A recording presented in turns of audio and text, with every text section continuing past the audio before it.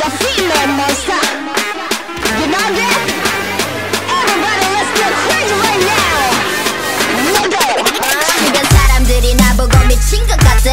너도 날 보고 지금 좀 미칠 것 같아. 이해해 나도 내가 좀 미친 것 같아. 난 좀 미친 것처럼 리듬에 맞춰준 것. Greetings and salutations, those of the J-Star Nation, right? Yeah, J-Star Nation. J-Star Nation, we have the man himself, Jolton, and we have a deck profile going for the Qliphorts. Yes, I'm officially back into the game, actually going to locals, going to tournaments, and actually trying again. So, yep. Spent a lot of money on it. Really don't hope to do that again for another deck for another. Never ever. Never ever. But before we get to the deck profile, if you guys probably gonna see this on Popo's gaming channel. If you guys want to see my Yu-Gi-Oh videos, it'll be on JoutenTCG. So this will probably be on my main channel, so you guys can go to my JoutenTCG channel, which will just be all Yu-Gi-Oh. And if I ever get into Magic, which I actually want to, then Magic will be there as well. Alright, other than that, let's get into the deck profile. Yes, sir. So we got Trip Scout, self-explanatory, don't need to explain that. We got Trip Carrier, Trip Disc. Now a lot of people drop Disc to 2. The reason why I've run 3 is because off the Scout search, if you have a better percentage of drawing the disc, you don't have to search the disc off Scout, therefore meaning your OTK is more consistent because you already have the disc in your hand. You can search the sacrifice or whatever piece you need to complete the OTK.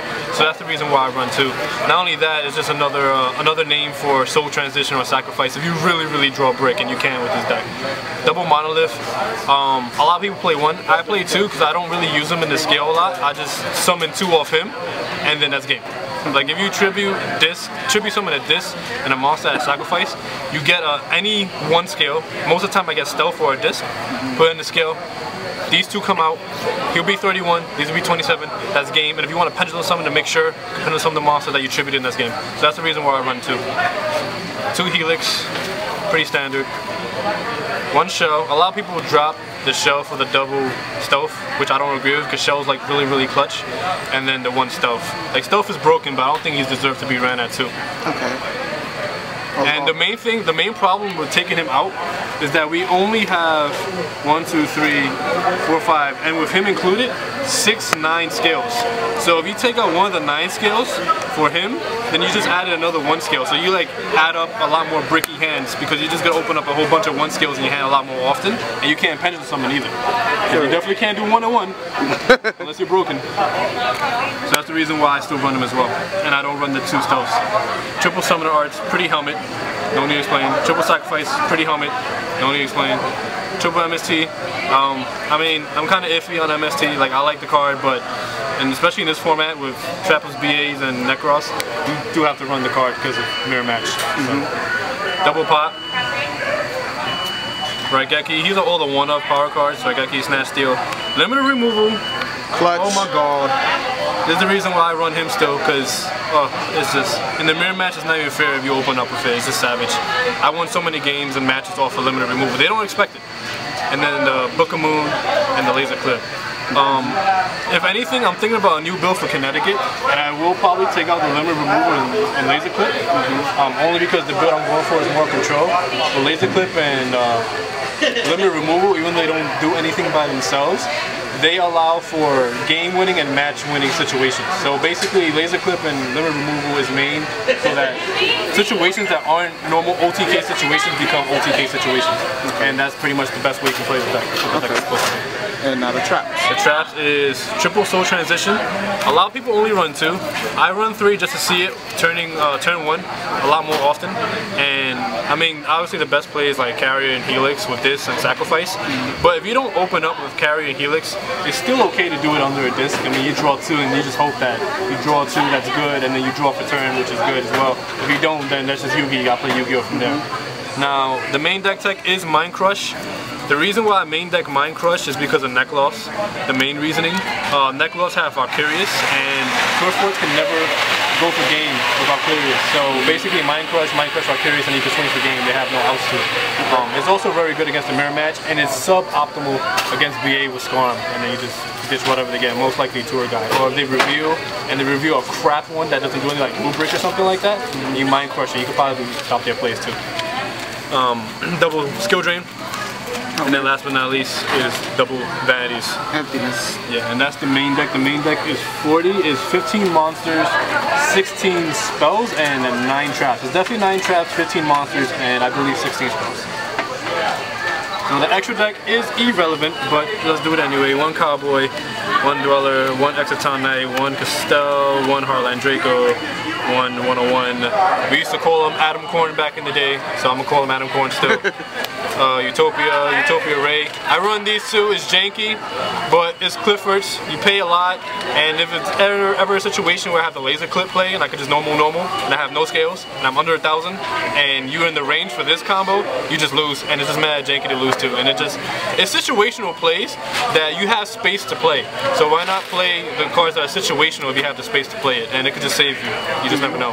The one Rebellion, the Randall, Mochasaurus, Strike Bouncer, another situational card for the double Helix or Carrier, whatever is 6, which is be Helix and Carrier most of the time, well, all the time actually, they're only 6s. And pretty much the same thing. If you don't know what he does when he's summon all monsters on your opponent's side of the field, becomes 0 attack, and you could probably OTK them from there. Yeah, and then the one Gaia. Yep. And that's the extra deck. And then the side deck is as follows. We have 1 Swift Scarecrow for the Mirror Match and BAs. We have Trip Maxi for BAs. We have double vanities for Shaddolls. We have the Cephalopod for BA. This card is absolutely nuts. If you don't know what this does, when it's Tribute Summon, you gain life points up to the amount of monsters that they have in your graveyard and that you don't by 300. And then for the amount that you gain, your opponent loses. So if it's late game, this can single-handedly win you the game because they're not going to be able to respond to the effect of this card because they don't play anything that responds to summons. And if it's early game, then you put a lot of pressure on them because you can go up to above to 12,000 early game and then just go ham with Scout and you don't have to worry about Scout anymore.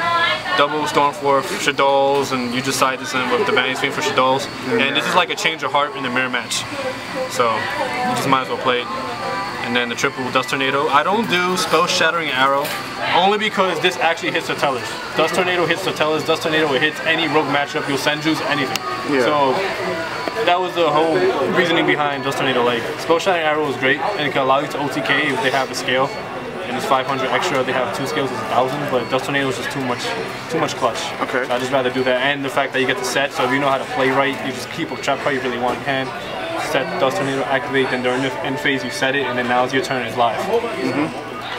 And then, last but not least, the Cursed Seal for Neck Loss. And you can side it against the Mirror Match. I don't, because I already have more than enough for the Mirror Match, but Neck Loss, if you activate and resolve 2 of these, which you're going to resolve because they can't stop as a counter, you're going to win the game.